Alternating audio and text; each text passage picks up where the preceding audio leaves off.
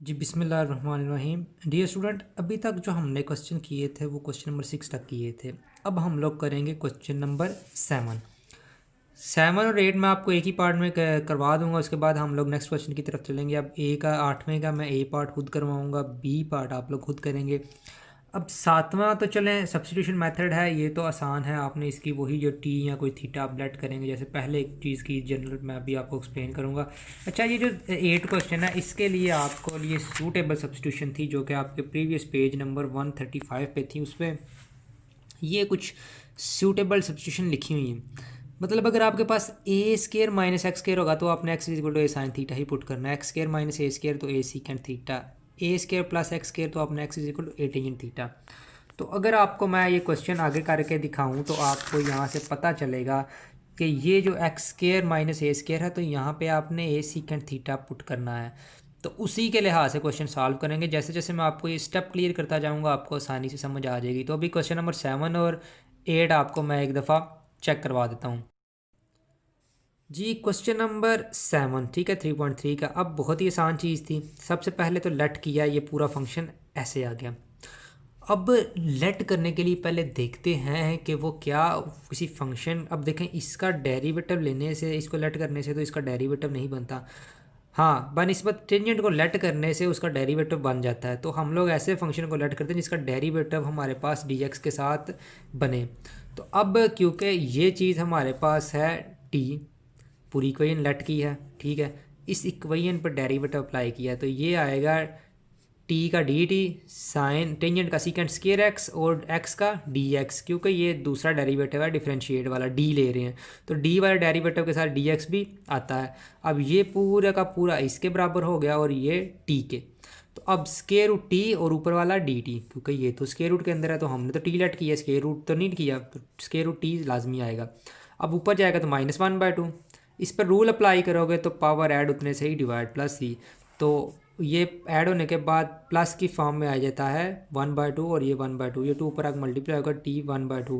मजीद आपको 2 square root T plus सी, क्योंकि सी is integration constant है, ये तो ऑलवेज यूज़ होगा। क्वेश्चन नंबर 8 बहुत ही इंटरेस्टिंग क्वेश्चन है, बेसिकली लॉन्ग के हवाले से भी इम्पोर्टेंट है, ठीक है। इसका बी पार्ट आप लोग करेंगे तो आपको काफ़ी तक चीज़ों का आइडिया हो जाएगा। अब एक चीज़ आपके पास पहले ही गिवन है, आपने इसको प्रूव करके देना है। तो हम लोग क्या करते हैं, लेफ्ट हैंड साइड को ले लेते हैं, कंसीडर किया इस चीज़ को आई के इक्वल। अब सूटेबल सब्स्टिट्यूशन जो कि पहले ही गिवन थी वो हमारे पास थी, x is equal to a secant theta, तो ये हमने पुट किया। अब करना क्या होता है कि इस चीज़ का डेरिवेटिव, क्योंकि अगर इसको थीटा के अंदर एक्स को कन्वर्ट किया है तो ये डेरिवेटिव भी थीटा के अंदर जाना चाहिए। तो क्या करते हैं हम लोग, डेरिवेटिव लेते हैं डिफरेंशिएट, तो डी का डी एक्स, ए कांस्टेंट है पहले, सीकेंड का सीकेंड थीटा टेंजेंट थीटा सा डी थीटा, ये डेरिवेटिव का फार्मूला लगाया। अब देखो यहाँ पे ये चीज़ें मिक्स हो रही हैं, डेरिवेटिव भी यहीं पे आ रहा है और इंटीग्रेशन भी यहीं पे आ रही है, तो आपने इन दोनों चीज़ों को साथ साथ जज करते रहना है। उसके बाद डी एक्स की जगह आपका a secant theta tangent theta d theta, नीचे एक्स की जगह ए सीकेंड स्केयर थीटा और a square as it is. अब यहाँ से ए स्केयर कॉमन लिया, ये बाहर आ गया, secant square theta -1, a secant theta tangent theta d theta. A जब बाहर आएगा तो ये ऊपर और नीचे वाला ए आपस में कैंसिल हो जाएंगे, तो ये सीकेंड थीटा टेंजेंट थीटा और टेंजेंट स्केयर थीटा, ये दोनों मिलकर आइडेंटिटी बनती है टेंजेंट स्केयर थीटा की। तो यहाँ से फिर टेंजेंट गया, स्केयर रूट और ये कैंसिल, तो टेंजेंट भी टेंजेंट से गया। अब आपके पास फाइनल बना है सीकेंड थीटा। अब आपके पास आ गया log of secant theta plus tangent theta plus c, तो ये आपका आया आंसर, ठीक है। लेकिन क्योंकि आपका जो क्वेश्चन था वो ओरिजिनल फॉर्म उसकी थी, कौन सी फॉर्म थी, एक्स वाली। अब जैसे मैंने प्रीवियस क्वेश्चन करवाया है ना आपके पास, तो आपने टी की जगह लेट किया होता टेंजेंट, तो वहाँ पे 2t की जगह 1/2 मैंने वाली निकाली, तो वहाँ पे आपने t की जगह वापस टेंजेंट एक्स पुट करना है ताकि इसकी बैक सब्स्टिट्यूशन करनी है। अब यहाँ पे भी थीटा के अंदर आंसर आया है लेकिन आपका आंसर एक्स की फॉर्म में है, तो आपने इसकी बैक सब्स्टिट्यूशन करनी है। तो चलें इसकी बैक सब्स्टिट्यूशन कैसे करते हैं वो भी देख लेते हैं। प्रीवियस क्वेश्चन की भी आपने बैक सब्स्टिट्यूशन करनी है, खुद कर लेनी है, सिर्फ टी की जगह टेंजेंट एक्स पुट करना है। और यहाँ पे मैं आपको बता देता हूँ कि कैसे करनी है।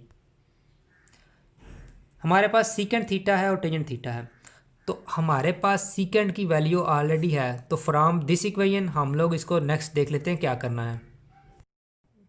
अब क्योंकि क्वेश्चन हमारे पास यहाँ पर टेंजेंट था, तो मैं अगर टेंजेंट को कन्वर्ट करना चाहूँ तो मैं सीकेंड स्क्वायर थीटा माइनस 1 का स्क्वायर रूट कर सकता हूँ टेंजेंट का, जैसे हमने क्वेश्चन में किया। अब इस चीज़ की वैल्यू तो पता है, ये एक्स बाय ए सीकेंड थीटा। अब ये मैंने C1 कर दिया, इसको पीछे भी C1 नहीं करना चाहिए था, खैर। अब यहाँ पे क्या हुआ है, सीकेंड की जगह एक्स बाय ए का स्क्वायर और -1। यहाँ पे आपने एलसीएम लिया तो ये square x square minus a square, ए दोनों में से खत्म होके उसका एलसीएम आ जाता है, दोनों के नीचे आ जाएगा, ठीक है। तो वो x into plus square root x square minus a square plus C1।